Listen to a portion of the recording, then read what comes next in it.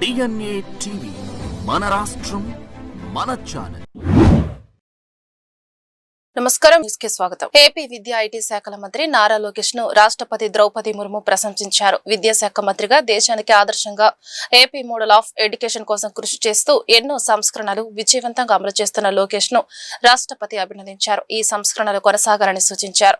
ఈ రోజు అనంతపురంలోని AP central university తొలి స్నాతకోత్సవానికి హాజరై తిరిగి వెళ్తున్నప్పుడు రాష్ట్రపతికి వీడ్కోలు పలికేందుకు హెలికాప్టర్ వరకు మంత్రి లోకేష్ వెళ్లారు. తన దగ్గరకు మంత్రిని పిలిచిన రాష్ట్రపతి ఏపీలో విద్యా సంస్కరణలు విద్యా వ్యవస్థ తీసుకొచ్చిన మార్పులు చాలా బాగున్నాయని అభినందించారు.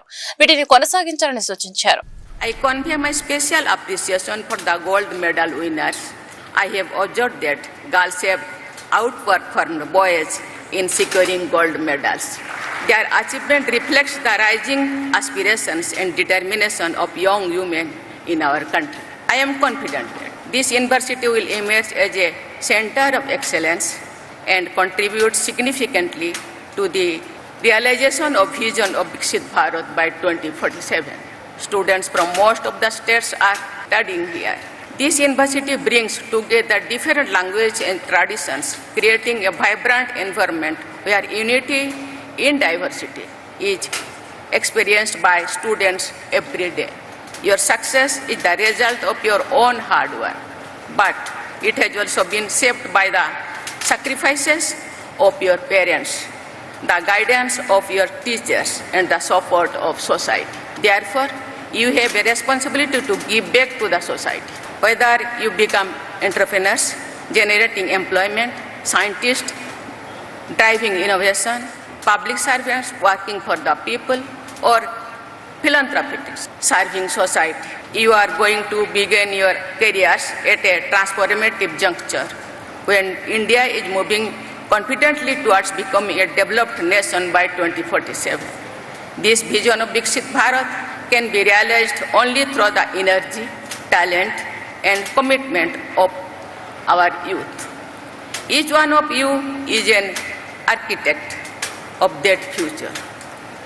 Whatever path you choose, you should pursue excellence and dedication and integrity. I am glad to know that the university has taken steps for overall transformation of students into knowledgeable and responsible citizens of the nation through a value-based education with an emphasis on interactive learning coupled with hands-on experience, which would definitely stand out as a hallmark of this new university. I am happy to learn that the university envisages to offer demand-driven multidisciplinary courses focusing on experiential learning through several short and long-term vocational courses in active collaboration with the industry. రాష్ట్రంలో గొడ్డల party ఉందని ప్రజలు కూడా ఆ పార్టీని గొడ్డలి పార్టీగానే పిలవాలంటూ CM Chandrababu వ్యాఖ్యానించారు. గొడ్డల party నుంచి రోజుకో ఫేక్ న్యూస్ వస్తుందని మండిపడ్డారు. కులం, మతం, ప్రాంతాల మధ్య చిచ్చు పెట్టే ప్రయత్నం చేస్తున్నారని ఆరోపించారు. అమరావతిని రాజధానిగా ప్రకటిస్తే అందరూ మద్దతు ఇచ్చారని, అధికారంలోకి వచ్చాక అమరావతిపై మాట మార్చారని విమర్శించారు. 3 రాజధానులు అంటూ 3 ముక్కలాట ఆడారని, ఇప్పుడు మావిగన్ అంటున్నారని ఫైర్ అయ్యారు. గొడ్డల పార్టీకి తప్ప అందరికీ రాజధాని కావాలన్నారు. రాజధానిని వ్యతిరేకించినందుకే 11 సీట్లకు పరిమితమయ్యారని తెలిపారు. కుల రాజకీయాలు చెయ్యాలని చూశారని ఆరోపించారు. కేంద్రానికి చెప్పి రాజధానికి చట్టం చేయించామని, చట్టం చేసిన రాజధానిని గొడ్డలి పార్టీ అంగీకరించడం లేదన్నారు. మళ్ళీ మొన్నొస్తే అందరూ అన్నారు, మీరు శాశ్వత రాజధానికి గాని చట్టబద్ధత ఇవ్వకపోతే మళ్ళా ఎప్పుడో ఒకసారి గొడ్డలి పార్టీ సైకో వస్తాడు, మళ్ళా మారుస్తానంటే మేమెందుకు పెట్టుబడులు పెట్టాలన్నారు. నేను కష్టపడి కేంద్రాన్ని చెప్పాను, వాళ్ళు కూడా ముందుకు వచ్చారు. పార్లమెంట్లో లోకసభ, రాజ్యసభ 2 కూడా ఆమోదించి చట్టాన్ని చేశాయి. కానీ గొడ్డలి పార్టీ సపోర్ట్ చేయలే.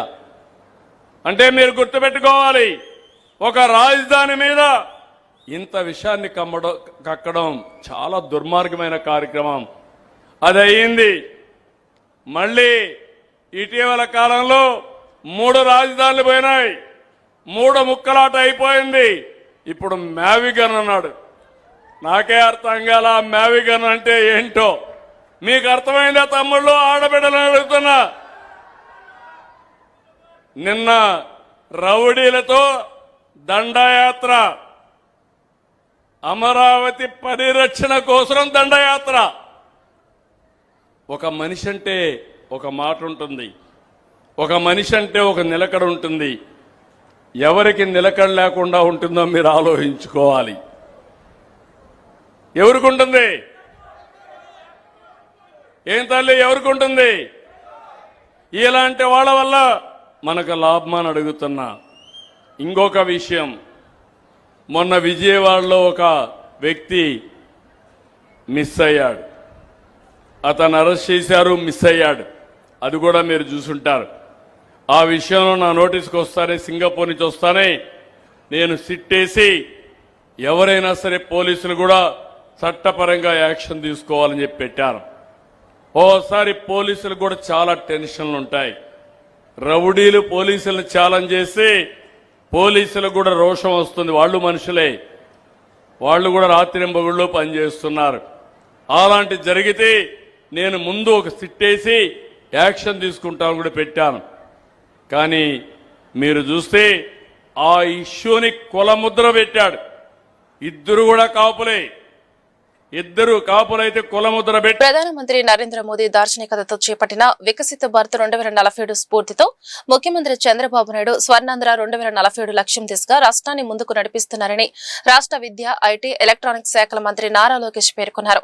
విద్యా ఆవిష్కరణలు, ఉపాధి అవకాశాలను దృష్టించడం ద్వారా ఆంధ్రప్రదేశ్ ను భవిష్యత్తుకు సంసిద్ధమైన రాష్ట్రంగా తీర్చిదిద్దుతున్నామని ఆయన స్పష్టం చేశారు. అనంతపురంలోని ఏపీ సెంట్రల్ యూనివర్సిటీ తొలి స్నాతకోత్సవం నేడు ఘనంగా జరిగింది. ఈ కార్యక్రమానికి ముఖ్య అతిథులుగా రాష్ట్రపతి ద్రౌపది ముర్ము, రాష్ట్ర గవర్నర్ అబ్దుల్ నజీర్ హాజరయ్యారు. ఈ సందర్భంగా మంత్రి లోకేష్ విద్యార్థులను ఉద్దేశించి స్ఫూర్తిదాయక ప్రసంగం చేశారు. ఈ కార్యక్రమంలో రాష్ట్రపతి ద్రౌపది ముర్ముతో వేదిక పంచుకోవడం గొప్ప భాగ్యమని లోకేష్ అన్నారు. ఆమె జీవితం తరగతి గదుల్లో నేర్చుకోలేని ఒక గొప్ప పాఠమని అభివర్ణించారు. ఒక చిన్న గిరిజన గ్రామంలో పుట్టి ఎన్నో వ్యక్తిగత విషాదాలను ఎదుర్కొని విశ్వాసం కోల్పోకుండా ముందుకు సాగారు. ఉపాధ్యాయురాలిగా, శాసన సభ్యురాలుగా, గవర్నర్ గా పనిచేసి నేడు ప్రపంచంలోనే అతిపెద్ద ప్రజాస్వామ్య దేశానికి రాష్ట్రపతిగా మన ముందున్నారు. ఆమె ప్రయాణం ప్రతి ఒక్కరికి ఒక సత్యాన్ని బోధిస్తుంది. మన నేపథ్యం మన గమ్యాన్ని నిర్ధారించదు, మన ధైర్యమే మన భవిష్యత్తును నిర్ణయిస్తుంది అని తెలిపారు. Your education can help you achieve. Madam President, your life continues to inspire millions of young Indians like us. Under the visionary leadership of our Honorable Prime Minister Shri Narendra Modi ji, India is building a knowledge-driven economy through the NEP policy, Digital India, Startup India, and Vikasit Bharat 2047. Inspired by his vision, our Honorable Chief Minister Shri N. Chandrababu Naidu Garu is building Swarnandhra 2047, creating a future-ready state powered by education, innovation, and employment. The world is changing faster than ever before. New technologies will continue to transform every industry. But the greatest human competitive advantage will never be technology. It will always be your curiosity, creativity, courage, and the willingness to keep learning. The future will belong to those who learn, adapt, and have the courage to lead the change. Because the future will not belong to those who resist technology, but those who learn, adapt, and innovate. That is exactly why Andhra Pradesh is preparing for the future. Under the dynamic leadership of our Chief Minister, Andhra Pradesh is becoming a destination for innovation, manufacturing, and technology. This is an exciting time to be a young Indian. New opportunities are emerging across technology, manufacturing, research, healthcare, agriculture, and entrepreneurship. The world does not need more people waiting for opportunities. It needs more people who will create opportunities. Don't aspire to become only job seekers. Aspire to become job creators. Build enterprises, build innovations. రైతు సంక్షేమమే రాష్ట్ర ప్రభుత్వ ప్రధాన లక్ష్యమని, delta రైతులకు సకాలంలో సాగునీరు అందించి వ్యవసాయాన్ని లాభసాటిగా మార్చడమే ప్రభుత్వ సంకల్పమని కృష్ణా జిల్లా కలెక్టర్ డాక్టర్ జి లక్ష్మీష తెలిపారు. భూగర్భ జలాల రీఛార్జ్ కు కూడా ప్రభుత్వం ప్రత్యేక ప్రాధాన్యత ఇస్తోందని పేర్కొన్నారు. కృష్ణా డెల్టా రైతాంగానికి సకాలంలో సాగునీరు అందించని లక్ష్యంతో ప్రకాశం బ్యారేజ్లోని Krishna eastern main head regulator నుంచి జిల్లా కలెక్టర్ డాక్టర్ జి లక్ష్మీష ప్రజా ప్రతినిధులు అధికారులతో కలిసి తూర్పు పశ్చిమ కాలువలకు 3200 క్యూసెక్ల సాగునీటిని అధికారులు అధికారికంగా విడుదల చేశారు. ఈ సందర్భంగా కృష్ణమ్మ తల్లికి ప్రత్యేక పూజలు నిర్వహించారు. ఈ సందర్భంగా కలెక్టర్ మాట్లాడుతూ కృష్ణా డెల్టా పరిధిలోని సుమారు 13.8 లక్షల ఎకరాల ఆయకట్టు భూములకు ఈ నీటి విడుదల ద్వారా సకాలంలో సాగు పనులు చేపట్టే అవకాశం కలుగుతుందన్నారు. ముఖ్యమంత్రి నారా చంద్రబాబు నాయుడు చేపట్టిన జలాధార జలహారతి కార్యక్రమంలో భాగంగా కాలవల మరమ్మతులు పూడికతీత పనులు చేపట్టి చివరి ఆయకట్టు వరకు నీరు చేరేలా చర్య తీసుకున్నామని తెలిపారు. ఏరువాక పౌర్ణిమ చేసుకున్నాము. ఇప్పుడు కృష్ణా జలాలు రిలీజ్ చేయడం జరిగింది. ఈరోజు కృష్ణా డెల్టాకి 3200 క్యూసెక్స్ ఇక్కడ పెద్దలందరితో అధికారులందరితో కలిపి నీళ్లు రిలీజ్ చేయడం జరిగింది. మనకి ఇక్కడ చూసుకుంటే ఈ కృష్ణా డెల్టాకి కావాల్సిన 13 లక్షల ఎకరాలకు గాను దాదాపు 30 లక్షల మంది రైతులకి కావాల్సిన వాటర్ ఈ మన కృష్ణా బ్యారేజ్ నుంచి ప్రకాశం బ్యారేజ్ నుంచి వెళ్తుంది. దానికి ఈరోజు వాటర్ రిలీజ్ చేయడం చాలా ఆనందంగా ఉంది. సో రైతులు ఎల్లప్పుడూ ఆనందంగా ఉండాలి. వాళ్ళకి కావాల్సిన నీటి సరఫరా ఎక్కడా ఇబ్బంది లేకుండా వాళ్ళకి ఎప్పటికప్పుడు కెనాల్ ద్వారా నీళ్లు ఇవ్వాలనే ఉద్దేశంతో ముఖ్యమంత్రి వారు ఎంతో ప్రతిష్టాత్మకంగా జలహారతి కూడా తీసుకొచ్చారు. దాంట్లో భాగంగా కూడా అన్ని జిల్లాల్లో ప్రత్యేకంగా శ్రద్ధ పెట్టి అన్ని కెనాల్స్ని క్లియర్ చేసి గ్రౌండ్ వాటర్ రీఛార్జ్ చేయడంతో పాటు కెనాల్ అన్నింటిలో చివరి వరకు నీళ్లు పారాలనే ఒక ఉద్దేశంతో సో ఈ కార్యక్రమం చేపట్టడం జరుగుతూ ఉంది. దాంట్లో భాగంగా ఈరోజు కృష్ణా వాటర్ రిలీజ్ చేయడం చాలా ఆనందంగా ఉంది. రైతులందరూ ఎల్లప్పుడూ ఆనందంగా ఉంటూ సో వాళ్ళ పంటలు మంచి దిగుబడి తీసుకుంటూ వాళ్ళు ప్రాఫిటబుల్గా ఉండాలి సో అనే ఉద్దేశంతో ఇటువంటి మంచి కార్యక్రమం చేపడుతున్న ఆ ప్రభుత్వానికి అలాగే ఈరోజు గౌరవ మంత్రివర్యులు అలాగే ఎమ్మెల్యేలు ఎంపీ గారు వాళ్ళందరూ రావాల్సి ఉండింది. వాళ్ళు బిజీ ఉండడం వల్ల రాలేకపోయారు. కానీ వాళ్ళ తరఫు నుంచి ఈరోజు వాటర్ రిలీజ్ చేయడం చాలా ఆనందంగా ఉంది. దీనికి వచ్చిన ప్రతి ఒక్కరికి అభినందన తెలియజేసుకుంటూ కృష్ణా డెల్టా పుష్కలంగా పంటలు పండించేలాగా ఈ సంవత్సరం అందరికీ మంచిగా సమృద్ధిగా ఉండేలాగా ప్రతి ఒక్కరికి దేవుడు మంచి చేయాలని అలాగే కృష్ణా జలాలు ప్రతి ఒక్కరికి అందాలని కోరుకుంటూ ఈరోజు మరి ఏరువాక పూర్ణిమ జరుపుకున్నాం. దానికి ముందు రైతు పెట్టుబడి కింద అన్నదాత సుఖీభవ అందరి అకౌంట్లో కూడా డబ్బులు రావటం జరిగింది. మరి ఈ రోజున కృష్ణానది జలాలని 3120 క్యూసెక్కుల నీటిని ఇక్కడ వదలటం జరిగింది. మరి ముందస్తుగా నారా చంద్రబాబు నాయుడు గారు ఎప్పుడు అధికారంలోకి వచ్చినా కూడా మరి రైతులకి జాగ్రత్తలు చెప్తూ నీటిని ఎప్పటికప్పుడు పరిరక్షించుకుంటూ వాళ్ళకి జాగ్రత్తలు చెప్పటం ఆ ముందు చూపు దార్శనికత మనం ఎల్లప్పుడూ చూస్తాం. ఆ రోజున మనకు మరి పట్టిసీమ ప్రాజెక్టు ద్వారా నీటిని తీసుకురావటానికి గోదావరి మిగులు జలాలని ఆ రోజున ప్రయత్నం చేశారు. మరి అవి ఇవాళ ఉపయోగపడతా ఉన్నాయి మనకి. అదేవిధంగా మరి పోలవరం ప్రాజెక్టుని ఉరుకులు తీస్తున్నారు 2027 కల్లా. ఆ గతంలో కూడా ఇంకుడు గుంటలు వీటన్నిటి ద్వారా వాన నీటిని మనం సంరక్షించుకునే కార్యక్రమాలన్నీ కూడా నారా చంద్రబాబు నాయుడు గారి మరి ఎప్పుడు అధికారంలోకి వచ్చినా కూడా మరి రైతాంగానికి ఏదైతే మంచి జరుగుతుందో ఏ జాగ్రత్తలు చేయాలో అదేవిధంగా నీటిని చాలా పొదుపుగా వాడుకుంటూ ఏ పంటలు వేయాలో నీళ్లు అత్యధికంగా ఉన్నప్పుడు ఏ పంట వేయాలి మరి తక్కువగా ఉన్నప్పుడు మరి ఎలాంటి పంటలు వేస్తే ఇబ్బంది రాకుండా ఉంటుంది. ప్రతి ఒక్క కాలువ చివరి వరకు నీళ్లు వెళ్ళటానికి మొన్ననే మనం రైతులందరితో కూడా కార్యక్రమాలు చేసాం. ఆ కాలువల పూడికితీతల కార్యక్రమాలు. కూటమి ప్రభుత్వం పేదల సంక్షేమానికి అత్యంత ప్రాధాన్యత ఇస్తోందని ఎమ్మెల్యే వసంత వెంకటకృష్ణ ప్రసాద్ తెలిపారు. ఇచ్చిన సూపర్ 6 హామీల అమలుకు ప్రభుత్వం కట్టుబడి ఉందని ఎన్టీఆర్ భరోసా, దీపం 2.0, శ్రీశక్తి, అన్నదాత సుఖీభవ, తల్లికి వందనం వంటి పథకాలను అమలు చేస్తున్నట్లు వివరించారు. ఎన్టీఆర్ జిల్లా మైలవరం నియోజకవర్గంలోని మైలవరం మండలం పోదుగుల గ్రామ పంచాయతీ పరిధిలోని అనంతవరం గ్రామంలో ఎన్టీఆర్ భరోసా పింఛన్ల పంపిణీ కార్యక్రమాన్ని స్థానిక ఎమ్మెల్యే వసంత వెంకటకృష్ణ ప్రసాద్ ప్రారంభించారు. వృద్ధులు, వితంతువులు, దివ్యాంగులు తదితర లబ్ధిదారుల ఇళ్లకు స్వయంగా వెళ్లి పింఛన్లు అందజేసిన ఆయన వారితో ఆప్యాయంగా మాట్లాడి సమస్యలను అడిగి తెలుసుకున్నారు. ఈ సందర్భంగా ఎమ్మెల్యే మాట్లాడుతూ కూటమి ప్రభుత్వం పేదల సంక్షేమానికి అత్యంత ప్రాధాన్యత ఇస్తోందని తెలిపారు. రాష్ట్రంలో అర్హులైన లబ్ధిదారులకు 4,000 నుంచి 15,000 వరకు వివిధ కేటగిరీల్లో సామాజిక భద్రతా పింఛన్లు అందిస్తున్నట్లు చెప్పారు. అభివృద్ధి సంక్షేమమే ఎన్డీఏ ప్రభుత్వ లక్ష్యమని ఏపీ ప్రభుత్వ విప్ గన్నవరం ఎమ్మెల్యే ఎర్లగడ్డ వెంకట్రావు అన్నారు. యువతకు ఉపాధి అవకాశాల కల్పనకు ప్రాధాన్యత ఇస్తున్నామని హెచ్సిఎల్ సహకారంతో జూలై 15న గన్నవరంలో ఆర్టిఫిషియల్ ఇంటెలిజెన్స్ మెషిన్ లెర్నింగ్ శిక్షణ కేంద్రాన్ని ప్రారంభించనున్నట్టు తెలిపారు. గన్నవరం మండలం దావాజీగూడెంలో నిర్వహించిన ఎన్టీఆర్ భరోసా పింఛన్ల పంపిణీ కార్యక్రమంలో ఏపీ ప్రభుత్వ విప్ గన్నవరం ఎమ్మెల్యే ఎర్లగడ్డ వెంకట్రావు పాల్గొన్నారు. స్థానిక ప్రజా ప్రతినిధులు, అధికారులు, పార్టీ నాయకులతో కలిసి లబ్ధిదారుల ఇళ్లకు వెళ్లి స్వయంగా పింఛన్లు అందజేశారు.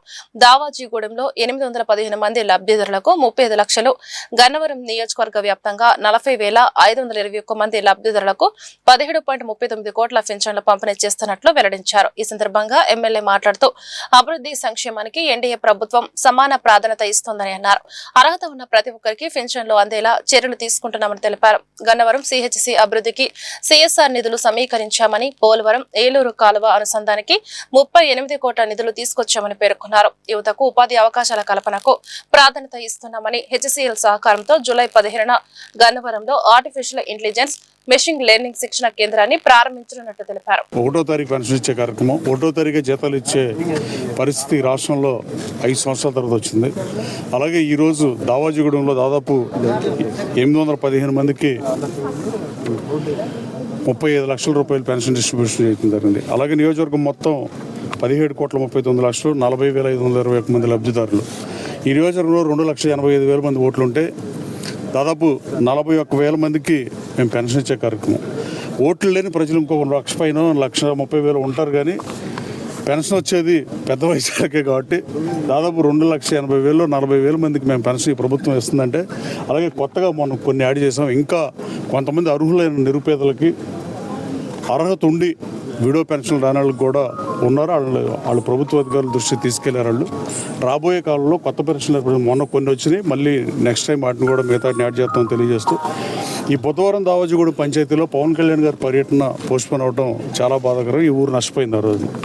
సో ఈ సర్పంచ్ ఇక్కడ గెలిచిన 2 సర్పంచ్ నియోజకవర్గంలో ఒకటి ఉంటే, ఒకటి రంగనగూడెం సర్పంచ్ తెలుగుదేశం పార్టీలు గెలిస్తే, రెండోది కమ్యూనిస్ట్ పార్టీ మద్దతుతో కమ్యూనిస్ట్ పార్టీ సర్పంచ్ ఈ దావాజీగూడెంలో గెలిచిన పరిస్థితి. మొన్న ఎన్నికల్లో కూడా నాకు ఎప్పుడూ లేని విధంగా 2,700 ఓట్ల మెజారిటీ వచ్చిన గ్రామం అది. అలాగే ఈ గ్రామ అభివృద్ధికి కోసం పనిచేస్తానని చెప్పా, సిఎస్ఆర్ ఫండ్స్ తీసుకొచ్చి పనిచేస్తానని చెప్పా. సిహెచ్సి సెంటర్ దారుణమైన పరిస్థితి. గత శాసనసభ్యుడు పరిపాలించిన 5 ఏళ్ళు 10 ఏళ్ళకి నేను పరిపాలించిన 2 ఏళ్ళకి సుస్పష్టమైన తేడాను మీరు గమనించవచ్చు. మీడియా సోదరులకి సుస్పష్టంగా ఒకే విషయం అడుగుతున్నా, పాత శాసనసభ్యుడి కార్యాలయం ఎదుర్కొన్న సిహెచ్సి సెంటర్ దారుణమైన పరిస్థితిలో ఉంటాయి. ప్రభుత్వం దగ్గర నిధులు లేముంటే కోల్ ఇండియా చైర్మన్తో మాట్లాడి 3 కోట్లు, కానీ మిగతా కంపెనీలు సిఎస్ఆర్ ఫండ్తో 4,50 లక్షలు ఇవాళకి సిఎస్ఆర్ ఫండ్ తెచ్చాం. ఇంకో 2-3 కోట్లు తెస్తే మన హాస్పిటల్ డెఫినెట్గా బాగుంటుంది. కనీసం కాంపౌండ్ వాళ్ళు కూడా పడిపోయిన చూడని పరిస్థితి. అంటే దావాజీగూడెం రోడ్ ట్రాఫిక్ ఎంత ఉన్నా ఉంగుటూరు వెళ్ళే వాళ్ళు ఈ మండలం మొత్తం వెళ్ళే రోడ్డును కూడా గాలికి వదిలేశారు. అతను ఉన్న రోడ్డును కూడా అతను వేపించిన పరిస్థితి. దానికి ₹1 కోటి కలెక్టర్ దగ్గర నుంచి ఫండ్ తెచ్చి దాన్ని ఎక్స్టెండ్ చేస్తున్నాం. అందరినీ ఒప్పించి మెప్పించి ఎక్స్టెన్షన్ చేసాను తప్ప, ప్రతి షాప్ వాళ్ళ దగ్గరికి నేనే వెళ్ళి మాట్లాడి వాళ్ళని వెనక్కి పెట్టించి, అది గాంధీ బొమ్మ సెంటర్ అయితే 35-40 అడుగులు రోడ్డు ఉందని 120 అడుగులు రోడ్డు చేసాం. గాంధీ మహాత్ముడు విగ్రహం ఎలా ఉంది, మీ మీడియా వాళ్ళు ఎప్పుడు కనవరం చూపించినా మీ మీడియా సోదరుల్ని ఇంకా మీ ఇంటి బిడ్డగా అందుబాటులో ఉంటూ కష్టాల్లో సహాయంగా ఉంటారని ప్రజానీకానికి గుడివాడ ఎమ్మెల్యే వెనిగండ్ల రాము హామీ ఇచ్చారు. రాష్ట్ర అభివృద్ధి కోసం, పేదల సంక్షేమం కోసం రాత్రింబవళ్లు శ్రమిస్తున్న సీఎం చంద్రబాబు నాయుడుకు ప్రజలంతా అండగా నిలవాలని విజ్ఞప్తి చేశారు. గుడివాడ పట్టణంలోని 6వ వార్డు ఎన్టీఆర్ కాలనీలో బుధవారం ఎన్టీఆర్ భరోసా పింఛన్ల పంపిణీ కార్యక్రమం జరిగింది. ఎమ్మెల్యే వెనిగండ్ల రాము కూటమి నాయకులతో కలిసి లబ్ధిదారుల ఇళ్లకు స్వయంగా వెళ్లి పింఛన్ నగదును అందజేశారు. ఈ సందర్భంగా ప్రతి లబ్ధిదారుని నమస్తే, బాగున్నారా అంటూ ఆత్మీయంగా పలకరిస్తూ ఎమ్మెల్యే రాము పింఛన్లు పంపిణీ చేశారు. లబ్ధిదారుల ప్రభుత్వానికి కృతజ్ఞతలు తెలుపుతూ ఎమ్మెల్యేకు ఆశీస్సులు అందించారు. నమస్తే అమ్మా, బాగున్నారా? కొత్త పెన్షన్ ఏమైందమ్మా? ఒంట్లో బాగుంటలేదండి 2 నెలల నుంచి. అలా తీసుకెళ్ళాం ఆసుపత్రికి. ఆ రోజు కూడా తీసుకెళ్దాం అనుకున్నాము, బాగలేదు. ఇంకా హాస్పిటల్కి వెళ్ళలోపేదంట. అయ్యా, ఎట్లా అయిందమ్మా? కాలుకి తేడానండి కొంచెం. ఫస్ట్ నుంచి బాగాలేదు అసలు ఆరోగ్యం.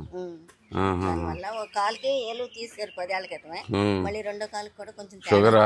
షుగర్ బాగా ఎక్కువగా ఉంటుందండి. షుగర్ టాబ్లెట్లు వాడించాలి. గవర్నమెంట్ హాస్పిటల్ మామూలు ప్రైవేట్ గాను వాడతామండి. రెగ్యులర్ గా వాడుతుండ్రమ్మా, చాలా ఇంపార్టెంట్, గుర్తుపెట్టుకోండి. ఎప్పుడైంది అది? 18వ తారీఖు అండి, పోయిన 18. మే 18. మే 18 మేమైతే చూడండి. సారీ, అప్పుడు హెల్ప్ చేయలేకపోయాం, కానీ ఇప్పుడైతే కనుక తీసుకుని మీకు వెంటనే చేస్తున్నారు. చంద్రబాబు నాయుడు గారు పెట్టిన విషయం ఇది. వెంటనే మీకు ఆర్థిక సాయం అందితేనే మీరు కూడా తీసుకోగలరని అదే నెలలో అయ్యేట్టుగా చేసుకుంటూ వస్తున్నాం. సెంట్రల్ నియోజకవర్గ అభివృద్ధి పేద ప్రజల సంక్షేమే తమ ధ్యేయమని ఎమ్మెల్యే బోండా ఉమా స్పష్టం చేశారు. ప్రజలకు ఇచ్చిన ప్రతి హామీని నిలబెట్టుకుంటూ ప్రతి కుటుంబం ప్రభుత్వ సంక్షేమ ఫలాలు అందుకునేలా కూటమి ప్రభుత్వం చిత్తశుద్ధితో పనిచేస్తోందన్నారు. ప్రధానమంత్రి నరేంద్ర మోదీ సహకారంతో ముఖ్యమంత్రి నారా చంద్రబాబు దూరదృష్టి నాయకత్వంలో ఉప ముఖ్యమంత్రి పవన్ కళ్యాణ్, మంత్రి నారా లోకేష్ సమన్వయంతో ఆంధ్రప్రదేశ్ ను అభివృద్ధి పదంలో వేగంగా ముందుకు తీసుకెళ్తున్నామని తెలిపారు. విజయవాడ సెంట్రల్ నియోజకవర్గంలోని 59వ division Singh Nagar Luna centre లో నిర్వహించిన ఎన్టీఆర్ భరోసా సామాజిక పెన్షన్ పంపిణీ కార్యక్రమంలో ప్రభుత్వ విప్ సెంట్రల్ నియోజకవర్గ శాసనసభ్యులు బోండా ఉమామహేశ్వరరావు పాల్గొన్నారు. ఈ సందర్భంగా వృద్ధులు, వికలాంగులు, వితంతువులు తదితర లబ్ధిదారుల ఇళ్లకు స్వయంగా వెళ్లి పెన్షన్ నగదును అందజేస్తూ వారి సమస్యలను అడిగి తెలుసుకున్నారు. ఈ సందర్భంగా బోండా ఉమా మాట్లాడుతూ సెంట్రల్ నియోజకవర్గ అభివృద్ధి, పేద ప్రజల సంక్షేమమే తమ ధ్యేయమని స్పష్టం చేశారు. ప్రజలకు ఇచ్చిన ప్రతి హామీని నిలబెట్టుకుంటూ ప్రతి కుటుంబం ప్రభుత్వ సంక్షేమ ఫలాలు అందుకునేలా కూటమి ప్రభుత్వం చిత్తశుద్ధితో పనిచేస్తుందన్నారు. రాష్ట్ర ప్రభుత్వం సంక్షేమ పథకాలు, అభివృద్ధి కార్యక్రమాలకు సమప్రాధాన్యతమిస్తూ స్వర్ణాంధ్ర దిశగా అడుగులేస్తుందని జిల్లా కలెక్టర్ డాక్టర్ జి లక్ష్మీషా అన్నారు. ఎన్టీఆర్ భరోసా పేదల గౌరవప్రద జీవితాలకు అండగా నిలుస్తుందని స్పష్టం చేశారు. కలెక్టర్ లక్ష్మీషా అధికారులతో కలిసి విజయవాడ పశ్చిమ నియోజకవర్గం పరిధిలో బుధవారం పెన్షన్ల పంపిణీ కార్యక్రమంలో పాల్గొన్నారు. ఇంటి వద్దే లబ్ధిదారులకు ప్రభుత్వ సిబ్బంది పెన్షన్ అందిస్తున్న తీరును పరిశీలించారు. లబ్ధిదారులతో మాట్లాడి ఏవైనా ఇబ్బందులు ఉన్నాయా అని అడిగి తెలుసుకున్నారు. ఈ సందర్భంగా కలెక్టర్ మాట్లాడుతూ జిల్లాలో ఎన్టీఆర్ భరోసా వివిధ కేటగిరీల కింద 2,25,214 మంది లబ్ధిదారులకు 98.27 కోట్ల మేర అందించడం జరుగుతోందన్నారు. పేద బలహీన వర్గాల సంక్షేమానికి ప్రభుత్వం అత్యంత ప్రాధాన్యత ఇస్తోందన్నారు. హెల్తీ వెల్తీ హ్యాపీ ఆంధ్రప్రదేశ్ కు పునాది వేస్తూ స్వర్ణాంధ్ర సాధన కోసం వికసిత భారత నిర్మాణానికి కేంద్ర రాష్ట్ర ప్రభుత్వాలు కృషి చేస్తున్నాయని ఎన్టీఆర్ జిల్లా కలెక్టర్ లక్ష్మీషా తెలిపారు. ప్రతి ఒక్కరూ యజ్ఞంలో పాల్గొనాలని కోరారు. ఇందులో వైద్యుల పాత్ర ఎంత కీలకమైందన్నారు. ప్రాణం పోసేది దేవుడు అయితే ఆపత్కాలంలో ప్రాణాన్ని నిలబెట్టేది వైద్యులేనని చెప్పారు. అటువంటి గొప్ప వృత్తిలో వచ్చి సేవ చేస్తున్న వైద్యులందరికీ అభినందనలు తెలిపారు. డాక్టర్స్ డే ను పురస్కరించుకుని ప్రజాశక్తి ఆధ్వర్యంలో నగరంలోని కేబిఎన్ కళాశాలలో ఉచిత మెగా వైద్య శిబిరం నిర్వహించారు. ఈ కార్యక్రమానికి ఎన్టీఆర్ జిల్లా కలెక్టర్ లక్ష్మీషా ముఖ్య అతిథిగా పాల్గొన్నారు. రిబ్బన్ కట్ చేసి వైద్య శిబిరాన్ని ప్రారంభించారు. ప్రజాశక్తి సాహితీ సంస్థ మాజీ చైర్మన్ కొరటాల సత్యనారాయణ వర్ధంతి సందర్భంగా ఆయన చిత్రపటానికి పూలమాల వేసి నివాళులర్పించారు. వైద్య రంగ ప్రత్యేక సంచికను కలెక్టర్ ఆవిష్కరించారు. ప్రజలకు వివిధ రకాల వైద్య సేవలు అందిస్తున్న వైద్యులకు కలెక్టర్ చేతుల మీదుగా సత్కరించారు. సందర్భంగా ప్రతి ఒక్కరికి శుభాకాంక్షలు తెలియజేస్తూ ఉన్నాను. ఈరోజు ప్రజాశక్తి ఆధ్వర్యంలో ఉచిత మెగా వైద్య శిబిర నిర్వహించడం చాలా ఆనందం. దీనికి విచ్చేసిన పెద్దలందరికీ, వేదికపై ఉన్న ప్రముఖులందరికీ హృదయపూర్వక నమస్కారాలు. అలాగే కార్యక్రమం విచ్చేసిన పిల్లలందరికీ నమస్కారాలు. మీడియా మిత్రులు కూడా డాక్టర్స్ డే సందర్భంగా మనందరూ గుర్తు చేసుకోవాల్సింది significance of service of doctors to the society.